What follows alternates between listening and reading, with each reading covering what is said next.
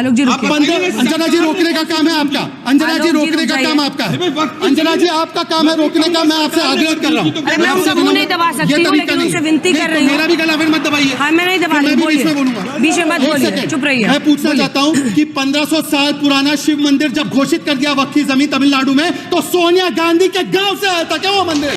जय श्री राम दोस्तों, हमारे चैनल डिबेट कीड़ा में आपका हार्दिक स्वागत है। आज की डिबेट में जब वक्फ बिल पर चर्चा हो रही थी, उस समय कांग्रेस के प्रवक्ता आलोक शर्मा प्रधानमंत्री जी के बारे में काफी कुछ उल्टा सीधा बोलने लगे। उसके जवाब में जब शहजाद पूनावाला ने उनका विरोध किया और उन्हें कुछ तथ्यों के बारे में जानकारी दी, तो वो बहुत भड़क गए, यहाँ तक कि वो बहुत ज्यादा फिजिकली एग्रेसिव हो गए। ऐसी सिचुएशन में जब अंजना ओम कश्यप ने बीच बचाव किया और उन्हें अच्छे से धोया, उसके बाद वो इतने ज्यादा बौखला गए कि वो फिजिकली एग्रेसिव हो गए और उठकर भागने लगे। आज की डिबेट वाकई बड़ी मजेदार होने वाली है। आशा है आपको ये डिबेट पसंद आएगी। डिबेट शुरू करने से पहले मेरा आपसे निवेदन है कि आप हमारे चैनल को लाइक, शेयर एंड सब्सक्राइब करना ना भूलें और हमें कमेंट्स करके अपने विचारों से अवगत कराएं। आइए शुरू करते हैं आज की डिबेट। रहता है उससे तय होगा कि आप अग्नि परीक्षा में सफल होते हैं या नहीं होते। सबसे पहले तो नवरात्र की सभी को शुभकामनाएं। और तीसरे दिवस पर हम चंद्रघंटा माँ की पूजा अर्चना करते हैं। चंद्रघंटा माँ का अगर चित्र देखेंगे तो उनके माथे पर अर्ध चंद्रमा जो घंटे के रूप में है, घंटा जो है बुराइयों को भगाता है, और हाथ में कमल भी है और शस्त्र भी है। तो इसका मतलब कि जैसे माँ चंद्रघंटा संपन्नता और बुराइयों को मिटाने का काम करती है, वैसे ही ये वक्फ बिल गरीबों, मुसलमानों के जो पसमानदा है उनके लिए संपन्नता सुनिश्चित करेगा। और जिनकी गंदी निगाहें वक्फ की जमीन पर रही है, जिसके कारण 37 लाख एकड़ की कमाई मात्र 163 करोड़ है, ऐसी बुराइयों को, लैंड ग्रैबर्स को भी हटाने का काम चंद्रघंटा की तरह करेगा। तो इसीलिए मुझे लगता है कि हमारे साथियों की आपने चर्चा की, तो टीडीपी और जेडीयू के बारे में देखें। अंजना जी वैसे तो सबसे ज्यादा रिसर्च जर्नलिस्ट मैं मानता हूं, पर अंजना जी भूल जाती है कि 24 अगस्त 2024 में जब यह बिल इंट्रोड्यूस हुआ तो माननीय राजीव रंजन अर्थात ललन सिंह जी ने मुड़कर उसका समर्थन किया। इन दोनों का साथ था, इसीलिए उनके समर्थन से लोकसभा से यह बिल जो है जेपीसी में गया। जेपीसी में इनके भी सदस्य थे, दोनों ने मिलकर जेपीसी की रिपोर्ट का समर्थन किया और आज भी दोनों का वक्तव्य है कि हम इसके समर्थन में है। परंतु मैं पूछना चाहता हूं कि उद्धव सेना का क्या स्टैंड है। माननीय बाला साहब ठाकरे जी ने जन्म तक उनका पूरा जन जो था वो विरोध में गया वक्फ के।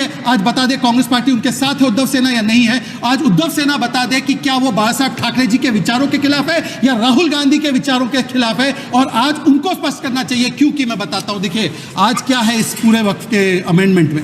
वक्फ के अमेंडमेंट में सच्चर कमेटी की रिपोर्ट की रिकमेंडेशन है कि इसमें नॉन मुस्लिम्स को इंक्लूड कीजिए, इसमें ट्रांसपेरेंसी कीजिए, इसमें डिजिटाइजेशन कीजिए, इसमें महिलाओं को जगह दीजिए, इसमें वक्फ की प्रॉपर्टीज को अकाउंटेबली यूज कीजिए। रहमान खान की रिपोर्ट 2008 की है। इन्हीं के रिकमेंडेशंस को जब आगे बढ़ाया जा रहा है तो वो करते थे तो चमत्कार, आज हम करें तो गुनहगार। ये मुस्लिम विरोधी है, ये पसमानदा विरोधी है, ये गरीब विरोधी है और ये लैंड ग्रैबर्स के साथ। आलोक शर्मा जी मोर्चा संभालिए। विपक्ष की तरफ से क्या स्ट्रैटेजी बन रही है, क्या करने वाले हैं आप लोग? कल लोकसभा में बिल पेश होगा, इनकी तो स्पीकर्स की भी लिस्ट आ गई है। ये बिल बड़ा खराब था। ये इसने तमाम मुसलमानों का बिल्कुल बेड़ा गर्क कर दिया था। और 11 साल से मोदी जी पकौड़े तल रहे थे, 11 साल बाद याद आया उनको। नहीं, 11 साल तक इतने गंदे बिल को मोदी सरकार ढो रही थी। इतनी ताकत लगा के बता रहे हैं तो 11 साल में थोड़ी सी ताकत लगा देते।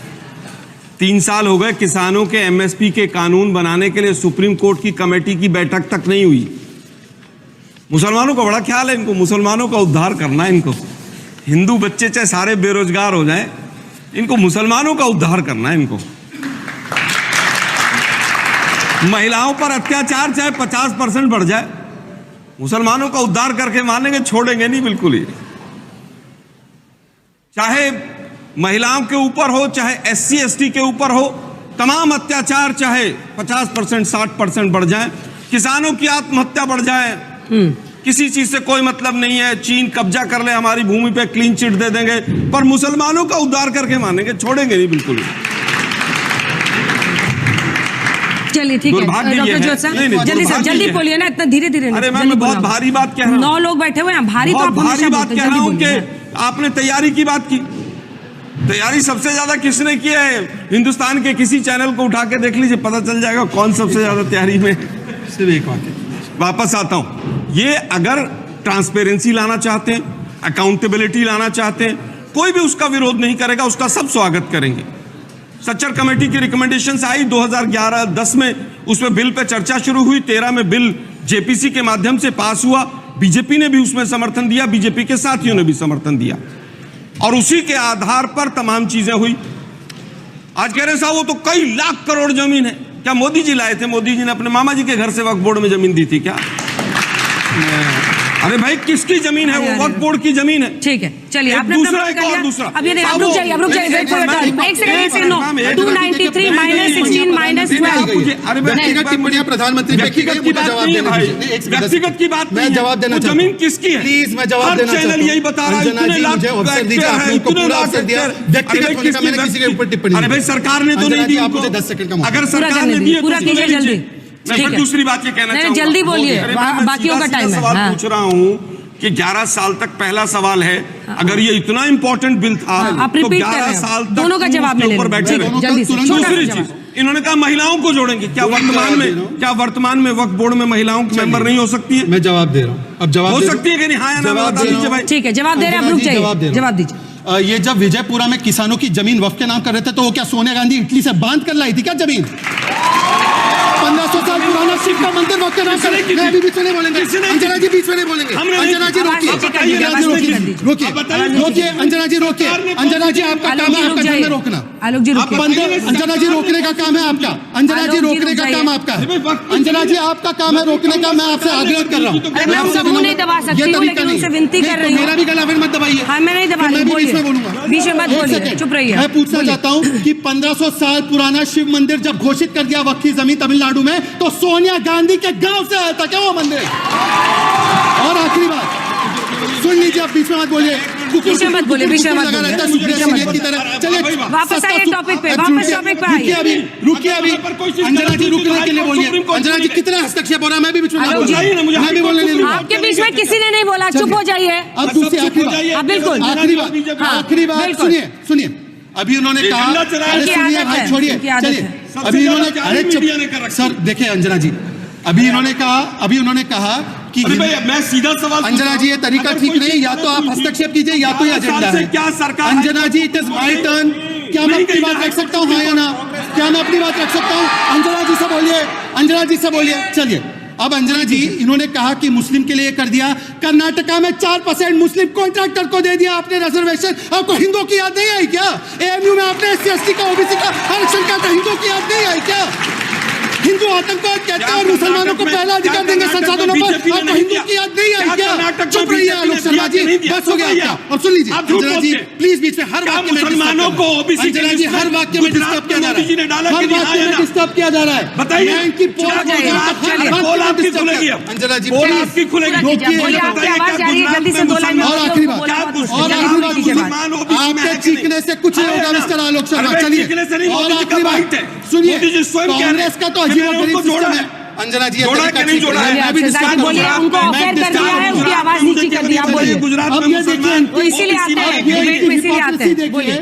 हिपोक्रेसी ये है कि कांग्रेस के अधिकृत प्रवक्ता पवन खेड़ा बोलते हैं कि चर्चा करने बिगड़ लिया है, और यहाँ पे कहते 11 साल से पकोड़े चल रहे थे। अरे एक स्टैंड लो कांग्रेस पार्टी, एक स्टैंड। सत्य प्रकाश मिश्रा जी, और आप बताइए डॉक्टर ज्योत्सना। एक सेकंड, चुप हो जाइए सर, चुप हो जाइए आप। डॉक्टर सत्य प्रकाश जी, आप चुप होइए। सत्य प्रकाश जी, शर्मा को मैं एक शब्द रुक जाइए, रुक जाइए, रुक जाइए। आपकी प्रॉपर्टी नहीं है, यहाँ सत्य प्रकाश जी, अतिक्रमण सत्य प्रकाश जी, करने की कोई परमिशन नहीं है। सत्य प्रकाश जी, आप लोग क्या कीजिएगा? आप और डॉक्टर ज्योत्सना क्या कीजिएगा? क्या गुजरात आप में चुप हो जाइए, आपको बोल रही हूँ मैं, आखिरी बार बोल रही हूँ। वो कह रहा किसी आप चुप हो जाइए। सत्य प्रकाश, सत्य प्रकाश जी बोलिए। सत्य प्रकाश जी, सत्य प्रकाश जी और डॉक्टर ज्योत्सना। प्रोफेसर जल्दी से बताइए कि आप लोग क्या मूड में हैं? एक से चलिए आप चलिए चलिए शाहीन बाग बना देंगे। आप धमकी चलिए, नहीं थी क्या? एनआरसी तो ये बोलिए, देखिए, हम लोग हंसी दिखा देंगे। मैं यहाँ से चली जाती हूँ, प्लीज रिमूव दिस मैन। इनको बोलिए, आपको इतना भी लिहाज नहीं है कि दूसरे पैनलिस्ट को बोलोगे आप? कर लीजिए ये तो भागना हो गया, ये तो भाग के चले, जवाब नहीं है कांग्रेस पर। मुझे बैठिए मुझे आपसे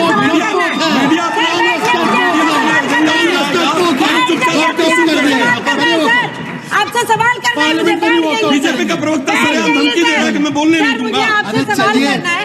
एक मिनट सर, रुक जाइए। चलिए आप नहीं। चलिए चलिए, बहुत देखे आप जैसे बहुत देखे मैंने, अब जिस तरह से मन करे उस तरह से देख लेना।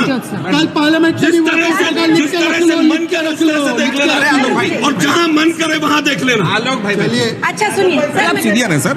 पहले तो आप कमलनाथ से अपना सुलझा लीजिए। सुलझा रखा है मैंने।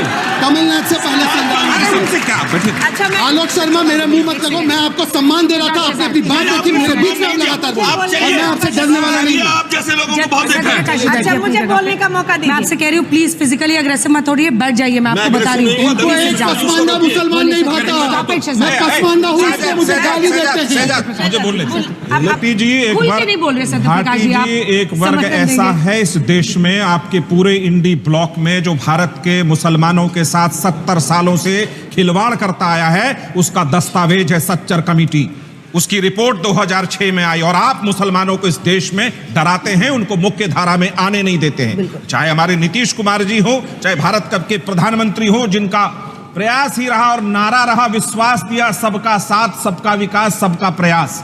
तो आप इसमें ताक झांक करते, ये बात समझ में आती है। रही बात कि हमारे सुझाव की और टीडीपी के सुझाव की, हमारा सुझाव सकारात्मक होता है, आपका सुझाव नकारात्मक होता है। आपका सुझाव यदि मानते रहे तो आप तो कल कहते मोदी जी आप इस्तीफा दे दो। पंडित जी को पथ और कुपथ। प्लीज भाटी जी, मैं नहीं बोलता किसी के बीच ये में, बहुत बढ़िया। नहीं मैं नहीं बोलता। तो आप ऐसा सुझाव देते कि मोदी जी आप सत्ता छोड़ दीजिए, हम लोग चला लेंगे। वास्तविकता यह है कि जो वक्फ बोर्ड जिस महान मकसद के साथ 54 में बना, 55 में संशोधन हुआ, 2013 में हुआ, समाजवादी पार्टी और लालू प्रसाद जी की पार्टी राजद के कान पे जू नहीं रहेंगी कि 2013 में किस छिपे रास्ते से क्या दे रहे थे। आज अगर उसको व्यापक एक परिभाषा दी जा रही है, पारदर्शिता लाई जा रही है कि किसका जमीन किसका है, किस मकसद से किया गया है, कौन सा जमीन कब्जा है, तो उस पर इनके पेट में दर्द हो रहा है। आलोक शर्मा जी का तो शब्द होता है लगातार कि मामा जी के घर से लाए थे, दादाजी के घर से लाए थे, फलना के घर से लाए थे। ये कांग्रेस पार्टी किसके घर से आई थी और किसके लिए जमीन लेकर आई थी, ये आलोक शर्मा जी नहीं बताएंगे। अब शब्दों की भरमार है आपकी।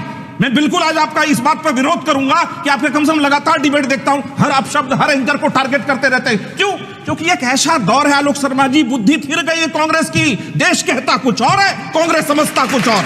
मैं उत्तर देना चाहूंगा। दिल्ली की जनता, मुस्लिम अंजुमन में खबर आ रही है, खबर आ रही है, खबर बताते हैं, क्योंकि हम लोगों को नहीं लगता कि आलोक शर्मा निजी रूप से क्या करते हैं और डिबेट में आकर क्यों टारगेट करते हैं। इस पर देश का कोई भी इंटरेस्ट है कि अपना देश टाइम बर्बाद करना चाहता है। ये कांग्रेस पार्टी को सोचना चाहिए कि जब जब टीवी पर आते हैं तो उनके वोट कितने घट आते हैं। ये दिल्ली की जनता, मुस्लिम अंजुमन ने जो टी शर्ट जारी की है वो उसके बारे में खबर आपको दिखा रहे हैं हम इस वक्त।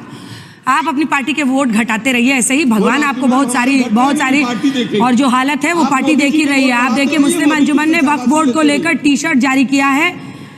मुझे लगता है कि अब मतलब इसको ये आज तक को तय करना होगा कि हम इस तरह के प्रवक्ता को यहाँ बिठाना चाहते हैं या नहीं बिठाना चाहते हैं, क्योंकि आकर आज तक पर चैनल पर और एंकर पर इस तरह से लगातार हमला करना मुझे नहीं लगता कि ये ठीक है और हम लोगों को ये बर्दाश्त करने की जरूरत है।